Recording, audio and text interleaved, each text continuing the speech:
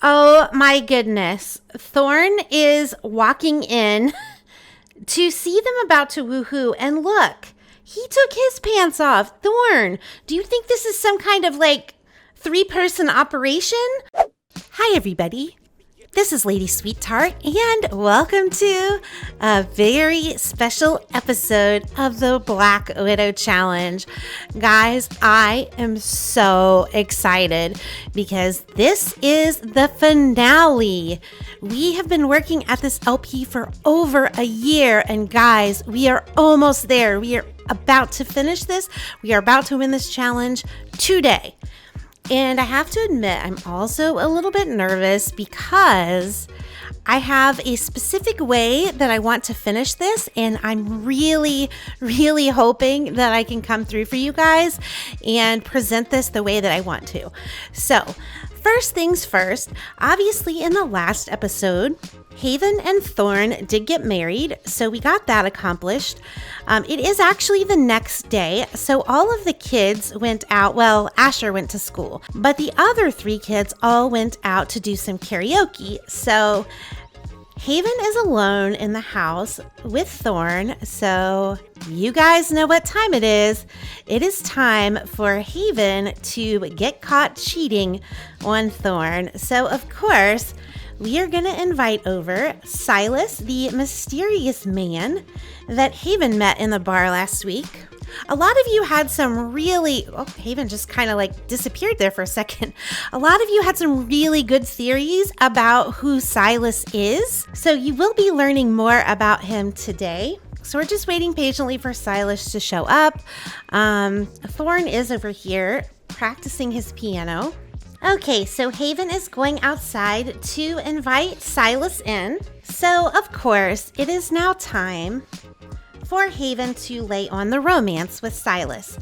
But I'm going to have her add him to a group so that we can more easily control what they're doing. And I'm actually going to have them come out here where Thorne is at, because obviously we want him to catch her in the act. And also, it's not even an hour until Asher gets out of school, and I'd really prefer if he didn't walk in and see his mom up to this. So that's the other reason why. So I'm just gonna start having Haven do some really flirtatious things with Silas. I did also remember to give Haven birth control. Thorne, do you notice what's going on? No, he doesn't. So I think I'm going to have to get him to stop playing the piano because I don't think he's going to acknowledge what Haven is doing if he doesn't. So I'm going to have her embrace him. I mean, I guess kiss his hands. I don't know why she can't kiss him, considering their romance is like halfway. And Thorne is flirty also for some reason. Maybe he's one of those guys that enjoys seeing his wife with other guys. I don't know. I wouldn't put it past him. Okay, so we're going to get this ready. Just, Thorne, what are you doing? Oh my gosh, I wanted Thorne to see that. No, Thorne, it is not time to work out. Well, I guess he didn't see that kiss. So, you know what? Y'all are just going to have to kiss again because Thorne freaking Bailey sabotages everything. All right, Thorne, are you going to respond now?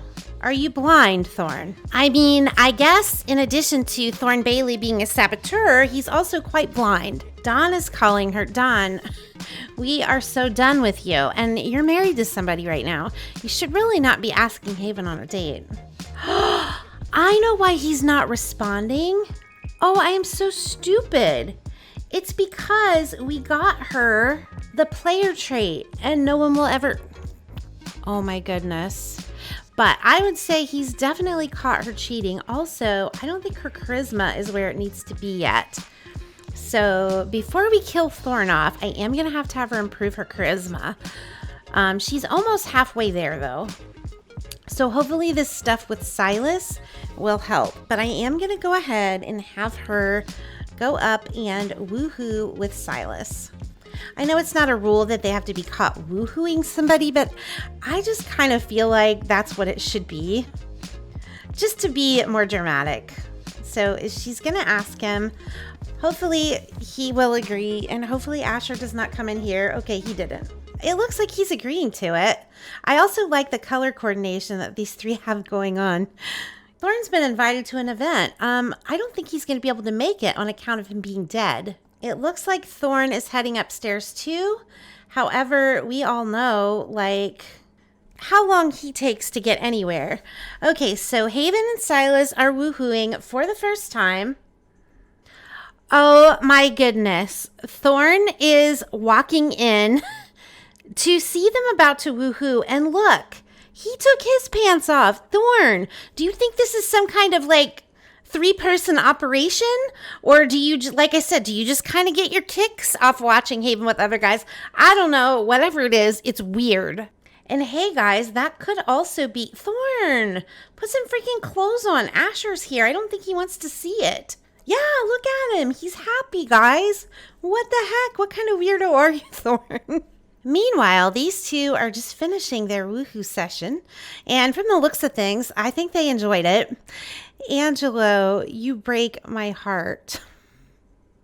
He wants his mom to come over and watch a movie with him. Oh, sweetie.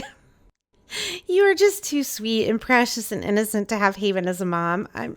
I'm so sorry. So Silas and Haven came out to the back patio area here by the pool to enjoy some of the nice Del Sol Valley sun. And Silas asks, how are you going to do it? And of course, Haven wants to know what he's talking about. And he's, how are you going to kill this husband? And of course, Haven is shocked, but we know Haven, and she's trying to keep a front like she's not completely upset. And she tries to laugh it off because obviously she doesn't want to blow her cover. And Silas is like, just don't play that way with me. I know what's going on with you, Haven. Because we know, again, Silas is a mob boss. I mean, he's pretty savvy to these types of things.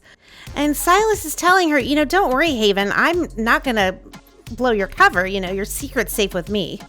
And then Silas comments to Haven that she's a way more skilled killer than Tony ever was. And this really gets Haven's attention because Tony is the name of her father. And if you remember, Haven's father was a criminal. He was a hitman. Silas is a mob boss. Silas knows Haven's father. And so, of course, Haven wants to know, how in the world do you know Tony? And she's also trying to feel out if he really means the same Tony she thinks. And Silas is saying to her, my dear Haven, come on, you can't be this naive. I know better than that. And he proceeds to tell her what he does for a living. And so Haven is, of course, thoroughly freaked out now because she knows all about how Silas's business is and knows that someone else knows truly what she's been up to all this time. But Silas is reassuring her, you don't have to worry. I promise I'm not going to tell anybody what you've been up to. Your secret's safe with me, Haven. But Haven knows exactly how people in Silas's career field are and knows that they never do anything for you without expecting something back. But Silas gets a call, and it turns out it's business, and Silas explains that he has to go. So that leaves Haven quite worried and thinking furiously about what she's going to do because now this powerful mob boss knows exactly who and what she is. But since Haven still has to max out her charisma skill before we can kill Thorne and win the challenge, I'm actually going to have her go and read a charisma book. I'm hoping that will get her skill up faster than just talking into the mirror, but we'll see. Well, it definitely doesn't seem to be going up faster than the mirror, so I'm actually going to have her go to the mirror. I think that might be a little faster. Yeah, so it's now 4 a.m. She's still not up to level 10, so I think I'm going to have to send her to bed and work on it tomorrow.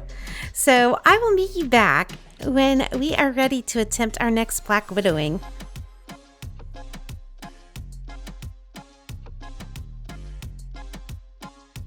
Okay, so as you saw in the clip, we did get Haven's charisma to level 10, and I did double check the rules of the Black Widow Challenge, and we have officially fulfilled all of the rules except Black Widowing Thorne. That is our last thing we have to do.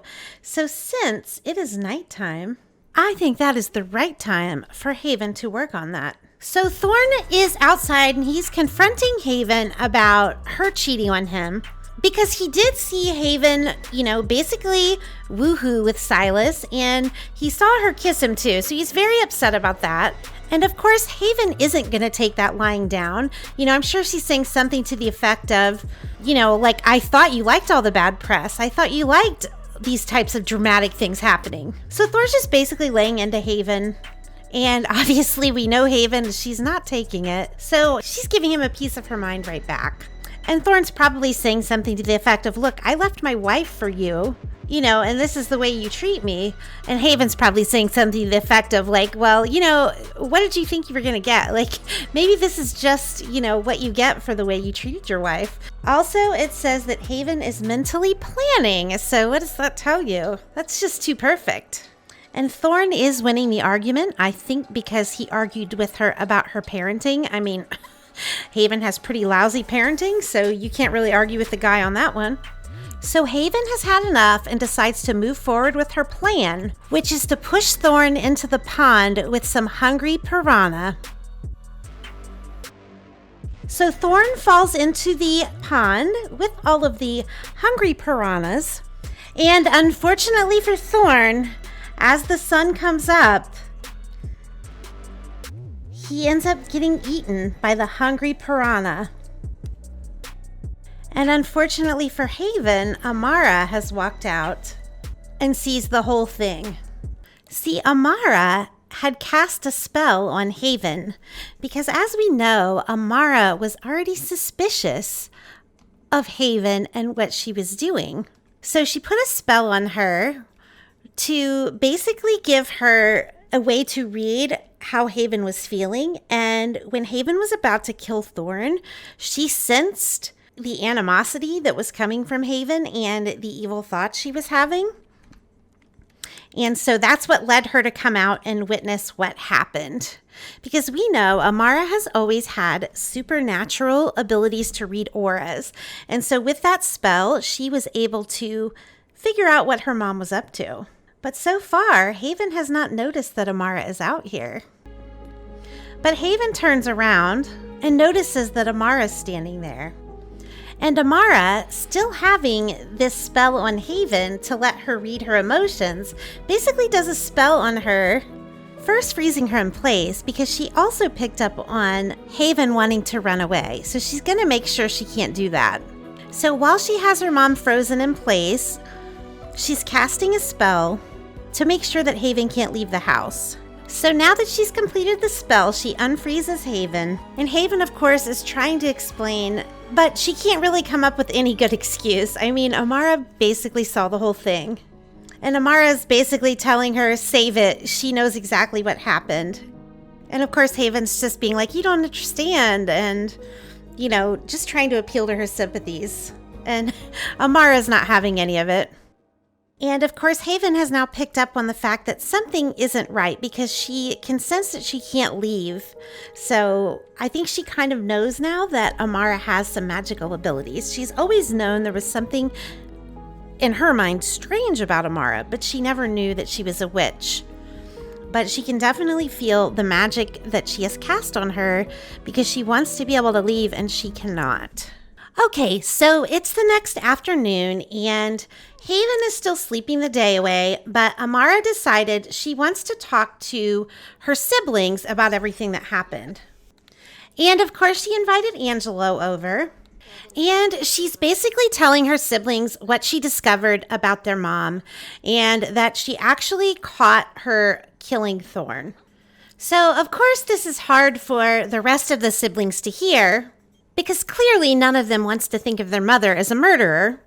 And it's interesting to see the different reactions. Like, you can tell Asher is super angry and the rest of them are just kind of sad. And Amara is feeling confident. It says because she brushed her teeth, but really it's because she just feels like she's doing the right thing by telling her siblings about what she discovered. So Amara's basically explaining everything to them. She's letting all of her siblings know she's a witch, because she kind of had to explain how she was able to figure out what was going on with Haven, which of course we know Angelo already knew she was a witch, but the other three didn't. And she's telling her siblings that she thinks there's a good possibility that Haven has murdered all of her husbands. And again, she's kind of going into her witch abilities and how she's always picked up this dark death vibe around Haven. And Asher, of course, knowing that he's a hothead to begin with, is now super angry thinking about how his mom murdered his father, who he was actually really close with. So now they're trying to discuss what's going to become of Haven. Like, what should we do about this? Angela, of course, thinks, she needs some help. We need to get her some help because obviously something's going on with mom that she would feel like she needs to do this. And Asher's laughing about that. He thinks it's ridiculous. And Amara's just trying to listen to what everyone says. Faith, of course, agrees with Angela because we know that Faith is basically Haven's buddy. Morgan, I'm not sure why you're here, and also you're not part of this conversation. Just saying. Please don't ruin my story. And we immediately get an attractiveness alert that Samson finds Morgan attractive. Again, who doesn't Samson find attractive? So Angela and Faith have both voted for, trying to find Haven some help. Asher, of course, is saying that's ridiculous, that basically Haven needs to be locked up. So his vote is definitely not for just getting her some help. And I think Faith's trying to reason with him, like, look, this is our mom. Like, we need to get her help. And Samson, it looks like, is having a little side convo with Angelo because I think poor Samson's just in shock. Like, he's not saying much. He just doesn't know how to process all of this. And Faith has to go to work. Well, we're going to have to send you alone, Faith. And as upset as Faith would be, as close as she is with her mom, I think that Faith's the type of person that would want to go to work to kind of get her mind off of it, especially knowing how important becoming famous and acting is to her. And plus, at this point, obviously the votes are swinging in favor for them to find a place for Haven to get some help, because there are some psychological things that are going on with her, clearly. She's going in with a pretty bad mood, too, because off camera, she did get the emotion bomb quirk. So since she's sad about Thorne's death, she's like going in super sad. But I mean, what are we going to do? That's just part of it. So while all of this is going on, Haven walks in. So Haven comes in and tells them she overheard what Amara told them and that it's all true. And that she's really sorry for everything that she did, especially killing their dads. And I think she's apologizing that she knows she was a lousy mother. And she's telling them, obviously I do have a lot of problems, but I need to do the right thing. Asher's not wanting to hear it. He had to give her a piece of his mind. And she's telling them, look, you don't have to debate about what to do. I'm going to turn myself in. Amara can even go with me to make sure that I actually go because you all know by now that Amara is powerful and she can make sure that I actually go through with it and don't try anything funny. So Haven has decided that she is going to turn herself in. Also, guys, look who's here. Like Peeping Tina, I swear, every time Angelo is here, she comes. Like she is totally obsessed with the boy. I mean, I love Angelo too, but my goodness, Peeping Tina. So Haven and Amara arrive at the county jail where Haven plans to turn in her confession, where Haven must admit to not just 1, but 10 murders. So of course, once Haven makes her confession, they lock her up. And I think it's safe to say that her new home isn't quite as glamorous as her other one. So that leaves us back at home with the siblings. Faith is still at work. Well, the siblings and Slade, who for some reason decided to come over. Again, I think he just sensed that Amara was having a hard time. So yeah, Haven is now locked away. Obviously, she's going to need to be tried and go to court for what she has done. So there's a strong hint that this won't be the last that we see of Haven. So if you watched my 500 subscriber special video, you know that I am planning to continue with all of the kids and their stories, and we're going to kind of rotate between all of them. Oh, and Faith is home.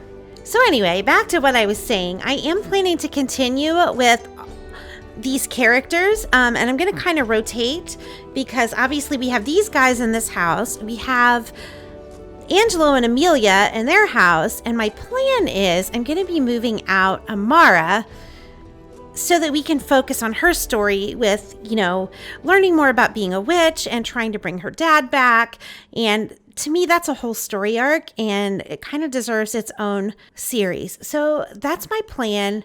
But next, we will actually be joining Angelo and Amelia, because those two, the poor things, haven't even had a chance to have a honeymoon yet. So the next time we see someone from this series, it's going to be with Angelo and Amelia, and we're going to send them on a honeymoon, which is super exciting. So this won't be the last that you see of everybody, so don't fear. And like I said, oh, and Angelo's still here. It's not even going to be the last that we see of Haven. Also, I just realized, I don't think I showed this to you, but I did add Thorne's. Let me turn headline effects on so you guys can see. I did add Thorne's urn here. So as you can see, we have 10 urns because we have completed the Black Widow challenge, guys. We have won the challenge. I'm thinking also about doing a little wrap-up video where we kind of go through. There's actually a point system for this challenge where you can total up different amounts of points for the things that you were able to do. So I'm thinking about doing that. So let me know if you'd like to see that, and then see how many points we ended up getting for it. But yeah, just to kind of review, these are all of Haven's victims. So actually, while I'm thinking about it, I'm going to put Victor's urn in Amara's inventory. So anyway, let me know. Oh, what's going on with Angelo's shirt there? So anyway, let me know in the comments below what you thought of the finale. Did it end the way you expected? And also let me know if you're excited for the new series that we're going to be doing. Make sure to give the video a like. Liking the video really helps my channel out, and it also lets me know that this is the type of video you enjoy. Don't forget to drop a comment below. I always love hearing what you have to say. It honestly makes my day. And I'll see you later. Bye.